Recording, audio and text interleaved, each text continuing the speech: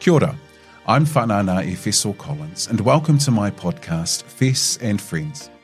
As you know, I'm running to be Mayor of Auckland, but this podcast is my chance to turn the microphone onto my friends, my family, and those supporting this movement for a just and sustainable city. So sit back and settle in as we do this for the people.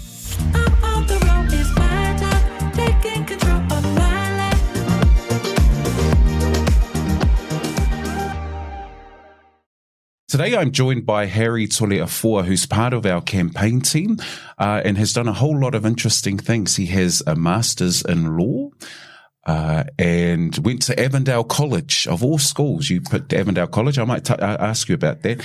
Grew up in West Auckland and now you're living in the promised land. You've come out south, so that's probably one of the better decisions you've made in your life. So welcome to South. Mind you, you married a beautiful South Auckland woman, so I'm glad you did that. Can I, so that's a little bit about you. When you were growing up in Auckland, are there memories of the Auckland you grew up in West Auckland that are fond for you to kind of recall at this time? Yeah, absolutely. I grew up in a place called Glendine, nice little suburb there next to Henderson and not far from Kelston. But what I remember growing up in fond memories was everybody knew each other. I think you knew your neighbour. There's a real great sense of community.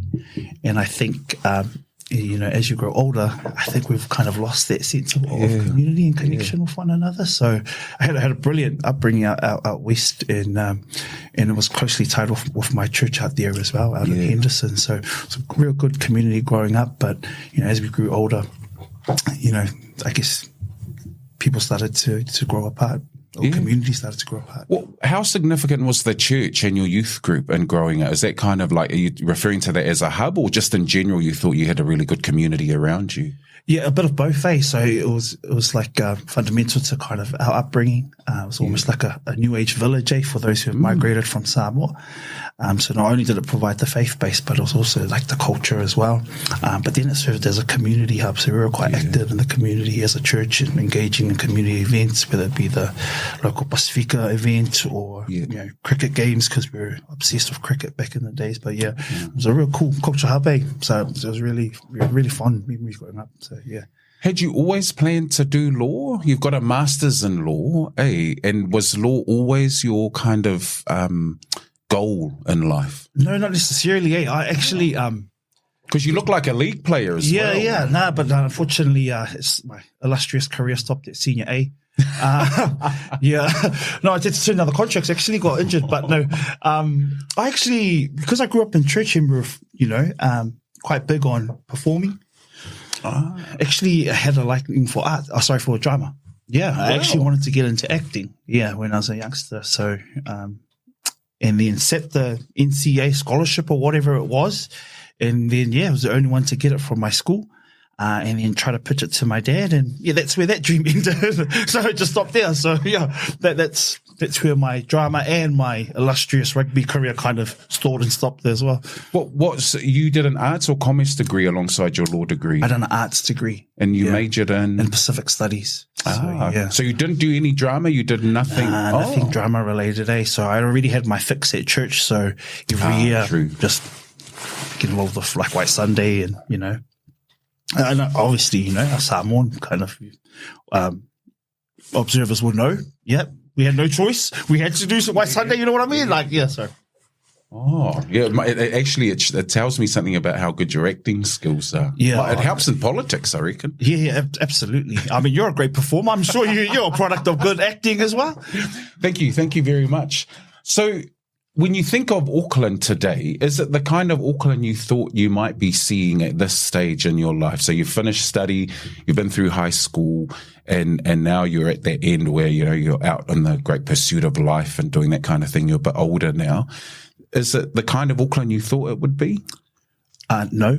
And it's quite saddening in a great respect, because we've effectively, built a city of haves and have-nots. And, we know that there's particular areas within the city that are a bit more affluent or have better resources, and where other parts of the city, perhaps they don't as well. So, when you're growing up, because you're not really privy to, poverty, like you think that you have everything, especially when you have a loving family and you might not have much, but you've got the necessities. So you think you're rich until you actually catch your bus to go into the city, or until you start experiencing other parts of Auckland. You realize, hey, hold on, how come there's more affluent parts of the city than there are over here? And why are we not talking to our neighbors anymore? Like, why aren't we as connected as we once were when we were growing up? So when identifying the haves and the have-nots, that's given you a sense of social justice or how to balance things out? Yeah, absolutely. A sense of social justice and equity, but you want, Auckland, you want everybody to share in Auckland's prosperity. You want our communities perhaps who are less fortunate to actually have those resources, so they have the best start in life, so they're able to kind of foster that sense of community or improve their kind of standard of living, or community facilities or whatever. So you've done your Masters in Law and you don't work for one of those wealthy law firms, So you've decided to work for the Māngere Law Centre. Oh, mate, top paid job. Tell us a bit about your role. So, like I said, my dad gave me the direction and I just followed it. But I found that it was a great calling, Like I work as a legal educator. And so my role is basically to interpret the law, to understand the law, and then to deliver legal education to our communities. So whether that's a school, a faith-based community, or a business, I think there's a real kind of drive or calling to empower our people or educate our people so they're able to make the right decisions. That's the hope, The more informed our people are, the better they are equipped to kind of make good legal decisions. Yeah. So give me an insight, because you talked about being better informed, well informed to make good decisions. Are there stories that you're allowed to share that gives people who are listening to the podcast an insight into the kind of work and the kind of situations you're dealing with? Yeah, absolutely. Yeah. So, if we look at particular communities and I guess low income or those communities that face challenges, you'll see a proliferation of easy credit shops, third tier lenders. It's about ensuring that our people understand what their actual rights are when they go to perhaps seek assistance or seek a loan, what obligations the lender has, so they're able to ensure that they can service the loan, they understand the terms and conditions, and just those kind of things in general. So we really try and, I guess, ensure that people understand their rights going into these decisions or going into these kind of what we call social harms. Not just that, liquor stores, there's a proliferation of liquor stores and fast food joints in and around our area. So it's a matter of us coordinating the community or supporting groups within the community that are opposing liquor licenses and stuff. So that's a little insight in terms of, what comes across our desk at the law centre. So when I see those advertisements that say we can approve your $10,000 loan in an hour, I should be careful? Yeah, absolutely. Like anything that says money that's, approved in a minute or 2 minutes instantly, I mean, that's a red flag straight away, is that, they have to carry out particular obligations to ensure that, number one, you understand your rights. And secondly, can you service the loan, which is like a big factor, and what we find is that these third tier lenders, they're just, a bit rogue, but our people often don't come back, or they come at the point where it's a bit too late to kind of seek assistance. So that's why I think education plays a pivotal role, that we're able to kind of not be the ambulance at the bottom of the cliff, but, be the kind of driver of change so we can inform their behavior and, equip them to make better decisions. You work a lot with young people, and you do kind of educational programs with young people around some of these issues. What do you observe of the interactions you have with young people? Because you're dealing a lot with high school students, huh? Yeah, absolutely. I think it's quite an exciting space. I have real hope for our young people coming through, but there's a part of me that breaks inside, because I know that the youth that I work with are privy to struggles that perhaps other areas in Auckland aren't, necessarily privy to, I think there's real challenges in terms of what our young people in the area face. And it's not a homogenous experience. Like a youth here in Māngere perhaps won't experience the same challenges that one in the North Shore would as well. So, but there's great hope, man. There's great hope that the skills and talents that we see coming through, there's great hope that we can nurture and foster and mentor this talent coming through, that they're able to kind of challenge these norms or challenge these systemic factors that perpetuate these outcomes. So, Is there a way to build a bridge? You've given an example of South Auckland and North Auckland. So bridge, do you like my analogy? Yeah. So you're going to build a second bridge, or we're going to make sure that we're going to tunnel. Thanks for the Māngere bridge as well. That's opening at the end of the month. That's as right. Well. And look at the great work we've done, Just fantastic. Auckland Council, we can say thank you to Auckland Council. Is there a way though to build a bridge so that we're a more understanding society and not just stand back and think, well, that's your fault. You're in that situation or that predicament because you've made poor choices. Can we understand more? Yeah, I think there's a space, but it's about us exposing young people to those opportunities. You yourself have said you've sat next to Desley Simpson. You've sat next to a councillor who comes from the most affluent areas in Auckland. And it's, you get an insight into their world. But if all you've known is Māngere, or if all you've known is Ōtara, then, we don't enrich this experience of young people. So it's finding opportunities that our young people can, number one, be civically engaged, and secondly, experience other areas of Auckland so they know, perhaps our challenges might not be the same, or perhaps there's natural synergies in which we can either implement stuff from there, take it back home, or we can adapt and just have that kind of sharing of knowledge and sharing of experiences that enrich young people in general.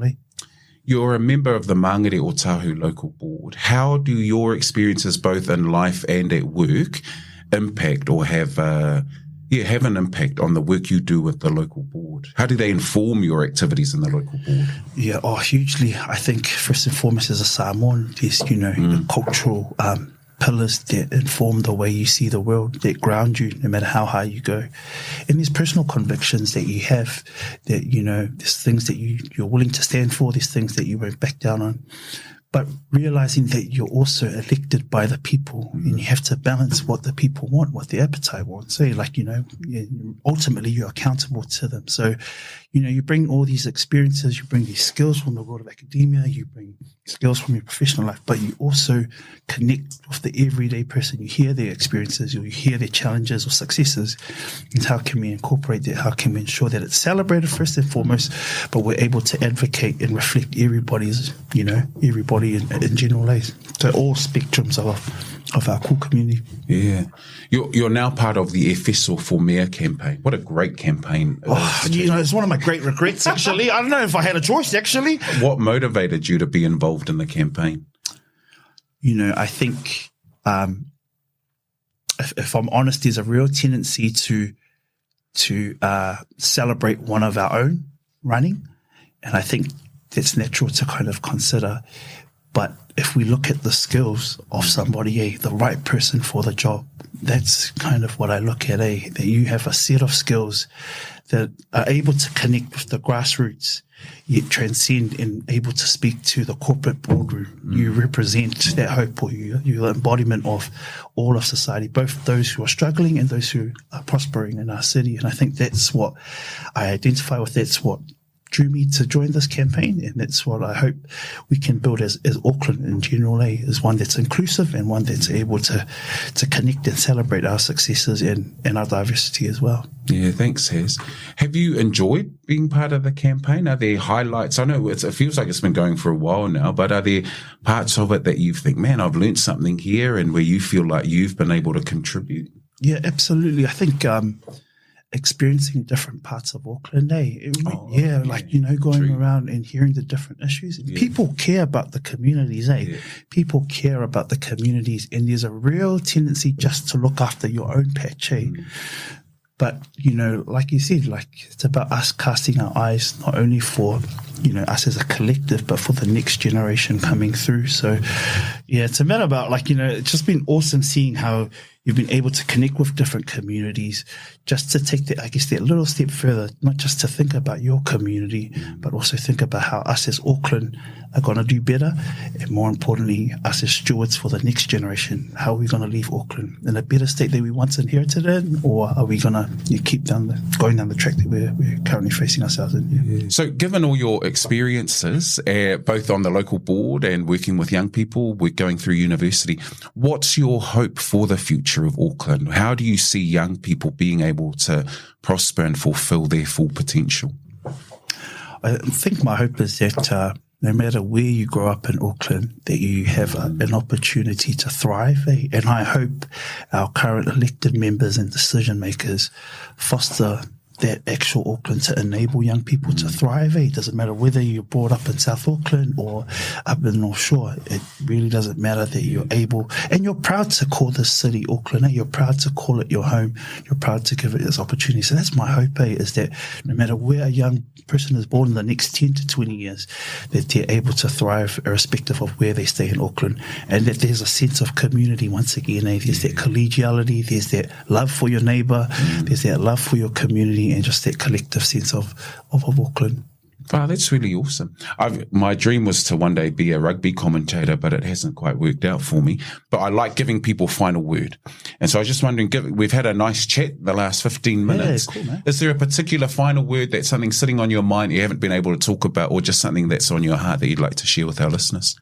Yeah, I often work with young people and various community groups. And just when it comes to Auckland Council and local government, it often seems as something that's so far removed. And half our challenge is demystifying, this particular machine. And so I just want to encourage you. I think that's what you present, is that you're the bridge, the actual bridge, maybe the Māngere bridge between those who are uninformed or those who have been burnt by the system to understand that there's an actual system that's there to benefit and serve them, and that perhaps it's not this far removed machine that doesn't reflect us, but it actually is there representing all of us. And so when I see you standing for the top office, or when I see other young or Māori Pasifika people standing, I want young people to be able to look up and say, hey, if they can do it, we can do it. But more importantly, if they're in the system, then obviously the system can reflect me. Awesome. Well, thanks. It's been a real privilege to talk to you, Harry. I've been talking to Harry Toleafoa, who's also an legal educator at the Māngere Law Centre. See, I remember that one to get that in.